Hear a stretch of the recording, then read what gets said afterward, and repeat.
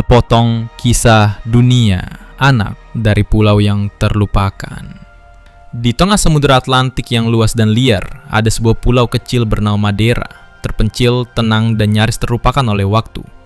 Di sana, di lorong sempit kota Funchal yang bersahaja, lahirlah seorang anak lelaki kecil yang tak diundang oleh kemewahan, tapi disambut oleh cinta dan keteguhan, Cristiano Ronaldo dos Santos Aveiro. Ia bukan pewaris kerajaan, bukan anak bangsawan, rumahnya sederhana, berdinding tipis, dan kehidupannya jauh dari kata cukup. Ayahnya, seorang tukang kebun di kota, menanggung hidup dengan upah kecil dan beban besar. Ibunya, wanita tangguh bernama Dolores, adalah tiang keluarga, menghidupi anak-anaknya dengan cucuran keringat dan doa tanpa akhir. Sejak kecil, Cristiano menunjukkan satu hal yang tidak bisa dibeli oleh kekayaan dunia, semangat hidup yang menyala-nyala. Sepatu bola yang mungkin robek, bajunya mungkin kumal, tapi matanya selalu menyiratkan satu hal, impian.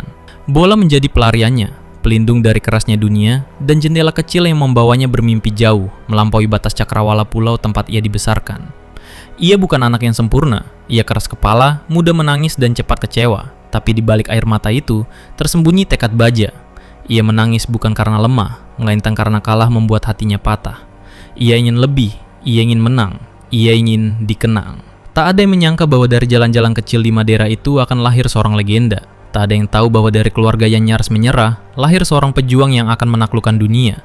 Tapi disitulah awal segalanya, di sebuah pulau kecil yang dilupakan dunia, namun justru menjadi tempat lahirnya anak yang kelak akan membuat dunia tak bisa melupakannya. Cristiano kecil belum tahu kemana hidup akan membawanya, tapi satu hal pasti, ia telah memilih untuk melangkah.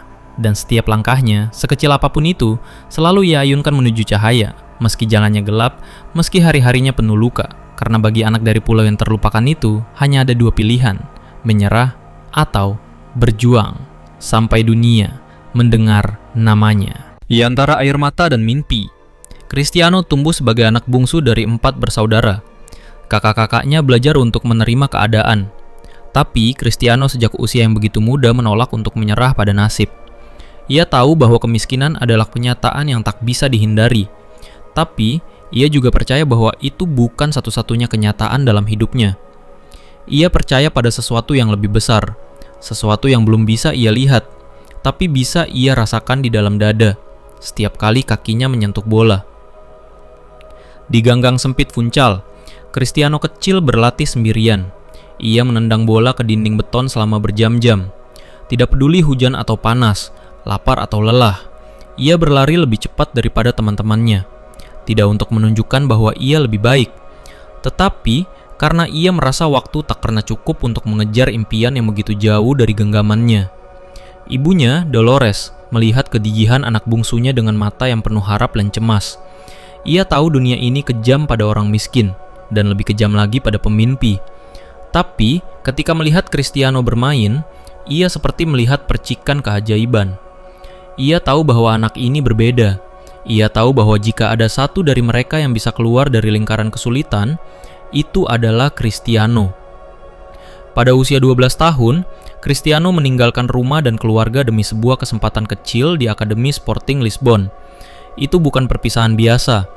Ibunya menangis malam itu, memeluk anaknya seolah tak ingin melepaskan. Cristiano sendiri tak tahu apakah ia akan berhasil atau malah hancur. Tapi yang ia tahu, ia harus pergi. Ia harus mencoba. Lisbon adalah dunia baru.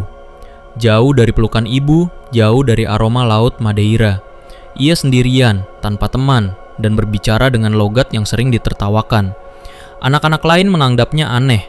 Ia menjadi bahan olok-olok karena cara bicaranya, tubuhnya yang kurus, dan sifatnya yang emosional. Tapi daripada membalas dengan kata-kata, Cristiano menjawab mereka di lapangan. Ia berlatih lebih lama dari siapapun. Ketika teman-temannya selesai latihan, ia masih ada di lapangan. Ketika pelatih bilang cukup, Cristiano bilang belum. Ia menolak untuk kalah. Bahkan ketika dokter menemukan bahwa jantungnya berdetak tak normal dan ia harus menjalani operasi, Cristiano tidak gentar. Ia menjalani prosedur itu dengan satu harapan, bahwa ia bisa kembali bermain. Dan ia kembali, lebih kuat, lebih cepat. Di usia 16, ia debut bersama tim utama Sporting. Di usia 17, ia mencetak gol profesional pertamanya. Tapi semua itu belum cukup. Cristiano tak ingin menjadi pemain biasa. ia ingin menjadi yang terbaik di dunia. Tahun 2003 menjadi titik balik. Dalam sebuah pertandingan persahabatan lawan Manchester United, Cristiano memukau semua mata. Ia menari di lapangan dengan bola seperti sahabat lamanya. Ia tak mencetak gol, tapi setiap gerakan tubuhnya berteriak pada dunia, "Lihat aku siap." Sir Alex Ferguson, pelatih legendaris Manchester United, tidak ragu. Ia memutuskan untuk memboyong anak ajaib dari Portugal itu ke Inggris. Cristiano Ronaldo resmi menjadi pemain Manchester United di usia 18 tahun. Ia mengenakan nomor punggung 7, nomor keramat yang sebelumnya dipakai oleh George Best, Eric Cantona, dan David Beckham.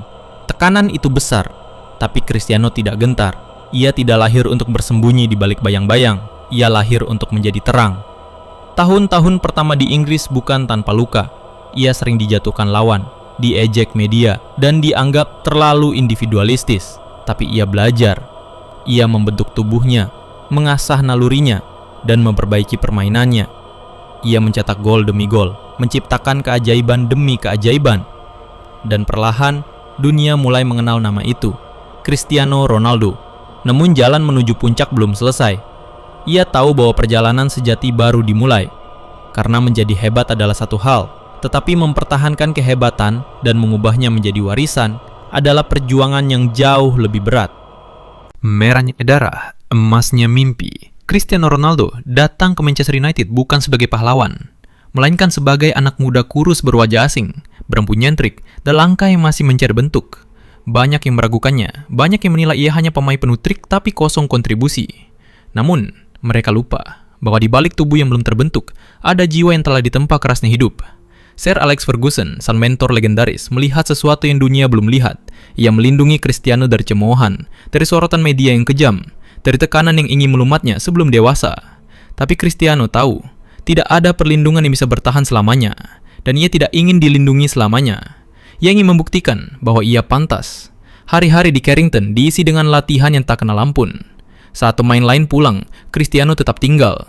Saat mereka beristirahat, ia berlari. Saat orang tidur, ia bermimpi, bukan dengan mata tertutup, tapi dengan tubuh yang terus bergerak. Ia tahu bahwa untuk menjadi yang terbaik, ia harus melampaui rasa sakit, keraguan, dan batas dirinya sendiri. Perlahan, tadi pasti, dunia mulai menyadari, bocah dari Madeira ini berbeda. Musim demi musim, ia berkembang dari sekedar pesepak bola penuh gaya, menjadi senjata mematikan di lapangan. Ia membantu United meraih 3 gelar Liga Inggris berturut-turut. Ia mencetak gol-gol indah, mencatat assist, dan tampil brilian dalam laga-laga besar. Puncaknya terjadi pada musim 2007-2008, musim yang mengubah segalanya. Cristiano Ronaldo menjadi pencetak gol terbanyak Liga Inggris dengan 31 gol. Ia membantu Manchester United menjuarai Premier League dan membawa mereka ke partai puncak Liga Champions di Moskow.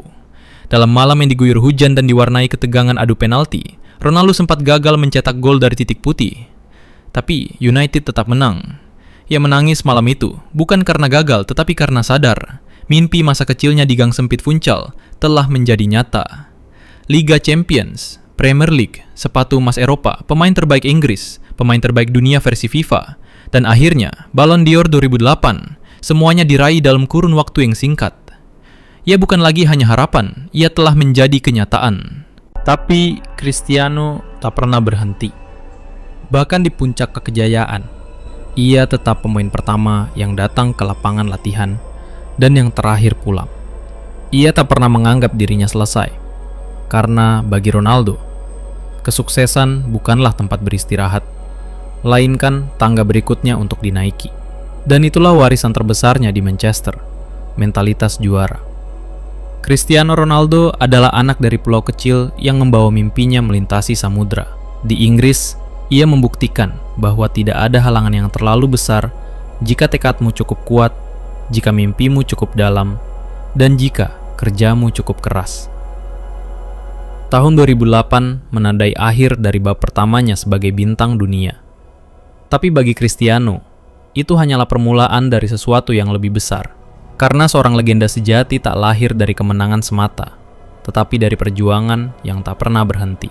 Dan di Theater of Dreams, Cristiano Ronaldo telah menuliskan kisahnya dengan tinta darah, peluh, dan air mata.